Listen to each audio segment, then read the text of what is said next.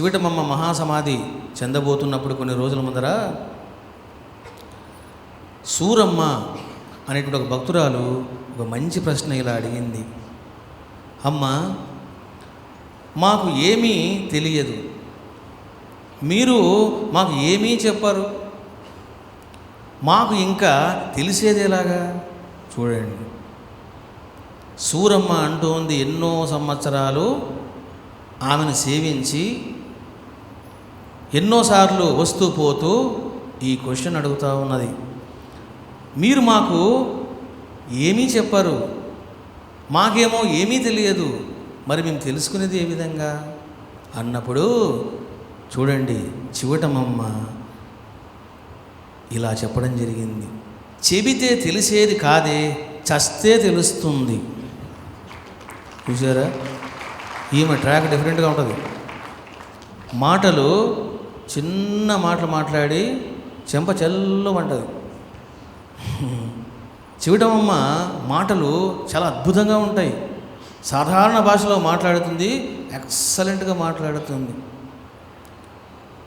ఏమంటుంది?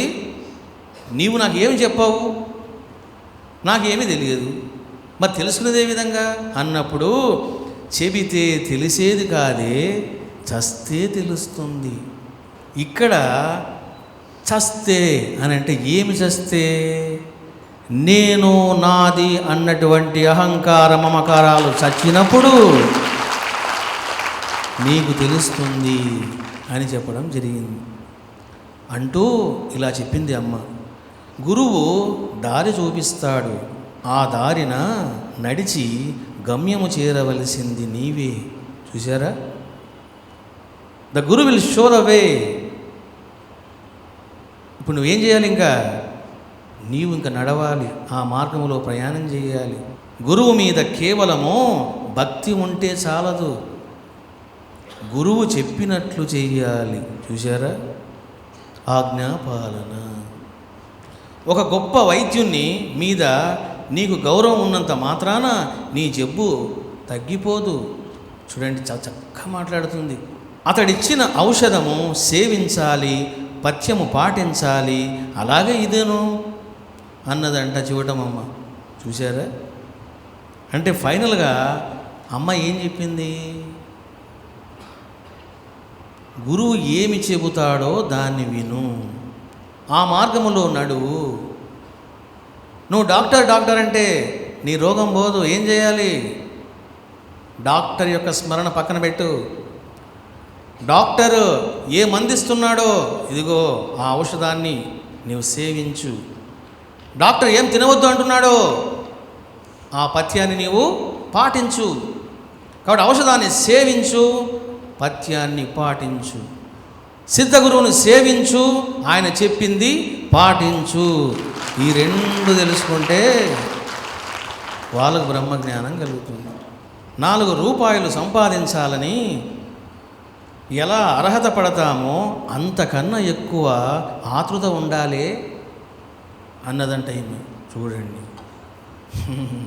డబ్బు సంపాదించాలి అన్నటువంటి పరితాపము లౌకిక వ్యక్తులకు ఏ విధంగా ఉంటుందో ఆ విధంగా నీకు పరితాపం ఉండాలి. అప్పుడు నీకు పొందవలసింది పొందుతావు అన్నారంట చివటం అమ్మ. చూసారా, ఇక్కడ టోటల్గా మనకి ఏమర్థమవుతుంది అని అంటే, నీ యొక్క సద్గతికి ఏమిటి కారణము అంటే నీ తపస్సు ఒక వైపు అయితే గురువు యొక్క డైరెక్షన్ అనేది మోస్ట్ ఇంపార్టెంట్ జీవితంలోన. చాలామంది చూడండి ఇక్కడే రాంగ్ స్టెప్ వేస్తూ ఉంటారు. నాకు బ్రహ్మజ్ఞానం కావాలి అని నీవు 100% నమ్మినప్పుడు ఏం చేయాలి తెలిసిన? గురుదేవా, మీరు ఏ విధంగా ఉండమంటే ఆ విధంగా ఉంటాను, ఏ విధంగా జీవించమంటే ఆ విధంగా జీవిస్తాను, ఇక నా సొంత బుద్ధిని విడిచిపెడతాను ఏ విషయంలోనైనా సరే అని ఎవడైతే అంటాడో వాడికి బ్రహ్మజ్ఞానం వంటపడుతుంది. కానీ ఏం చేస్తారు? అవ్వ కావాలా, బువ్వ కావాలా, కర్ర విరగకూడదు, పాము చావాలి అన్నీ కావాలా, బ్రహ్మజ్ఞానం కూడా కావాలా. అది కుదరదు, అన్నీ పోతేనే బ్రహ్మజ్ఞానం. చూసారా? కాబట్టి నాకు బ్రహ్మజ్ఞానం కావాలి నువ్వు అడుగుతున్నావు, సేవ చేయాలని తపిస్తూ ఉన్నావు. But what you are doing? You are going in negative direction. చూడండి, ఒక వ్యక్తి రిటైర్డ్ అయ్యాడు. వెంటనే ఏం చేస్తాడంటే, నేనేం చేస్తాను ఇంట్లో కూర్చొని, ఏదో గురువుని సేవిస్తున్నాను, ధ్యానం చేస్తున్నాను, కాసేపు ఇంకో జాబ్ వెతుక్కుంటాను అని చెప్పేసి ఇంకో జాబ్ కోసం ట్రై చేస్తాడు. నేను అంటున్నాను, దీన్నే గురుభక్తిహీనత అని అంటారు. నువ్వేం చేయాలి ఇప్పుడు? ఇంకా గురుదేవా, నేను రిటైర్డ్ అయ్యాను, ఇక నా శేష జీవితం ఏం చేయాలో చెప్పండి, నేను అది చేస్తాను అంటే ఏమవుతుంది? గురువు సద్గతి చూపించే మార్గం చెబుతాడు. కానీ ఆ విధంగా ఎవడైనా చేస్తాడా? నేను రిటైర్డ్ అయ్యాను కాబట్టి, నాకు ఎక్స్పీరియన్స్ ఇంకా ఉంది కాబట్టి, నాకు ఇంకా ఎక్కువ శాలరీ వస్తుంది స్వామి అంటాడు. నాకు కూడా మోహాన్ని కలిగిస్తాడు. ఏమిటా మోహం? నాకు డబ్బులు బాగా ఎక్కువ వస్తే మీ యజ్ఞాలకు డబ్బులు ఇస్తాను అంటాడు. చూడండి, నా యజ్ఞం గురించి నీకు ఎందుకయ్యా? ముందు నీ సంగతి చూసుకో. తిరిగితే తిప్పలు, కూర్చుంటే కుప్పలు, ఎక్కడికి తిరగకే. చూడండి, ధ్యానంలోకి వెళ్ళినప్పుడు ఎన్నో అనుభవాలు నీకు కలుగుతాయి, ఎన్నో దర్శనాలు నీకు కలుగుతాయి, ఎంతో ఆనందం నీకు కలుగుతుంది. అవన్నీ కుప్పలే. ఎక్కడికి తిరగకే. అక్కడికి ఇక్కడికని పరిగెత్తడం ఎందుకు? అంతా ఇక్కడే ఉంది. చూసారా? బ్యూటిఫుల్. నేనెవరిని? సిద్ధ పురుషురాలిని. నా సన్నిధిలో కూర్చో. అప్రయత్నంగా నీవు సాధన చేయకుండానే నీ కళ్ళు మూతలబడి నీవు ధ్యానంలోకి వెళ్ళిపోతావు. అపారమైన ఆనందాన్ని, దివ్యానుభవాలని ఎన్నో చవి చూస్తావు. ఎందుకు తిరుగుతావు? ఇక్కడ ఉన్న ఆనందము తిరుపతిలో కూడా లేదు. చూడండి, ఇక్కడ ఉన్నటువంటి ఆనందము తిరుపతిలో లేదు, అక్కడ ఉన్న మేళతాళాలు ఇక్కడ లేవు అన్నది చెప్పటమమ్మ. చూసారా? తిరుపతిలో ఏముంటాయి? కళ్యాణాలు, మేళతాళాలు ఉంటాయి. కన్ను పెద్ద గుమ్మం, నోరు దొడ్డి గుమ్మం. చూడండి, ఈమె భాష డిఫరెంట్గా ఉంది. కన్ను పెద్ద గుమ్మం అంట. అసలు మనసు ఎందుకు వికారం చెందుతూ ఉంది? మనసు ఎందుకు బాధపడుతుంది అంటే, అసలుకి ఈ మనసుకు దోస్తి ఈ కళ్ళు ఎక్కువ. ఫస్ట్ ఏం చేస్తాయంటే, ఇవి ఇన్ఫర్మేషన్ ఇస్తాయి కళ్ళు. మనసా చూడు, పోస్టర్ పద. చూసారా? కళ్ళే చూడకపోతే అక్కడ పోస్టర్ ఉండొచ్చు, కళ్ళు లేవనుకోండి, వాడు ఏం చూస్తాడు? ఇంకా మౌనంగా ఉంటాడు. భగవంతుడా, ఈ కళ్ళు లేవు నాకు అని వాడు బాధపడుతూ ఉంటాడు. బాధపడాల్సింది వాడు కాదు, మనం బాధపడాలి. ఎందుకు? ఎన్నెన్నో చూసి మనం బాధపడుతూ ఉంటాం. గుడ్డివాడి బాధ గుడ్డివాడిది, మన బాధ మనది. అందుకే అమ్మ అంటుంది, కన్ను పెద్ద గుమ్మం, నోరు దొడ్డి గుమ్మం. అంటే కంటిని, నోటిని, నాలుకను, ఈ రెండు జాగ్రత్త అన్నది అమ్మ. మన నీడ పడేంత మేర తప్ప దృష్టి పైకి పోనీ రాదే. చూడండి, ఆమె అంటుంది, ఊరికి తల ఎత్తి కూడా అటు ఇటు ఇటు చూడమాక. మన నీడ పడేంత మేర మనం నడుస్తున్నప్పుడు చూడండి, మన నీడ అంతవరకు పడుతుంది, అంతే. ఇంతవరకు పడుతుందా? అంత పడుతుంది, అంతే. అంతే చూడు అంటుంది అమ్మ. కానీ మనం ఏం చేస్తాం? కళ్ళంతా ఓపెన్ చేసి ఎక్కడెక్కడ ఏం జరుగుతుంది, ఇవన్నీ నీకు అవసరమా? చూసారా? లాస్ట్గా చూడమ్మ చెప్తుంది, తాను మసి అవడమే తత్వమసి.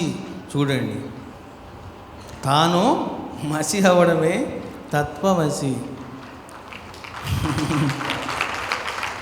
ఇక తాను అంటే ఏమిటి?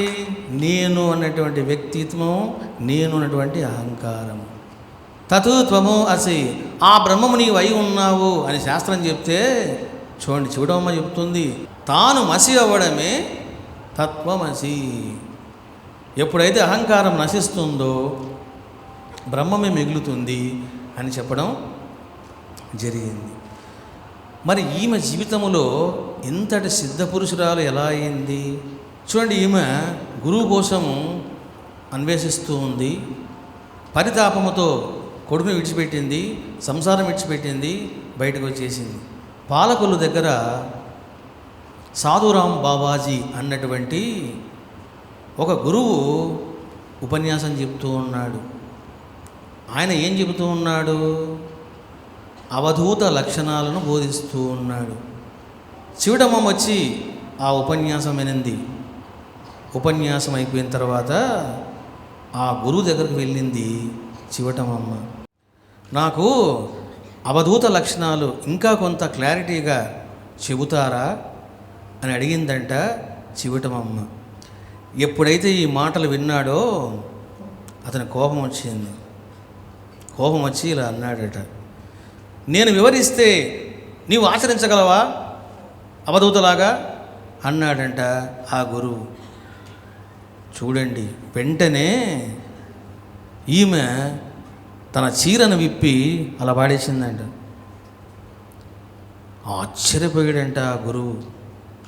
వెంటనే తన మీద ఉన్నటువంటి శాలువాను ఆమెకు అలా విసిరివేసి ఇలా అన్నాడట, ముండనం చేయించుకొని ముండలాగా ఉండు ఈ రోజు నుంచి అన్నాడంట ఆ గురువు.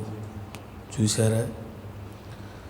ముండనం చేయించుకొని ముండలాగా ఉండు అన్నాడంట గురువు. ఇది ఆమెకు తారకోపదేశం. ఆమె జీవితంలోన గురువు ఏం బోధించలే, సాధన కూడా చెప్పలే. ఒకటే మాట, ఆ మాటలు 2 పదాలు, ముండనం చేయించుకొని ముండలాగా ఉండు అన్నాడంట. ఏం చేసింది? బట్టలను తీసి పడేసింది, గుండు చేసుకున్నది. చూశారా? ఇక తాను సాధనలోకి వెళ్ళిపోయింది. ఏం జరిగింది? దేహాత్మ భావాన్ని దాటి జీవాత్మ భావాన్ని దాటి తాను సిద్ధ పురుషురాలైంది చివటం. ఈమె 1981 సోమవారం రాత్రి 12:05 పరమపదం పొందింది. 1981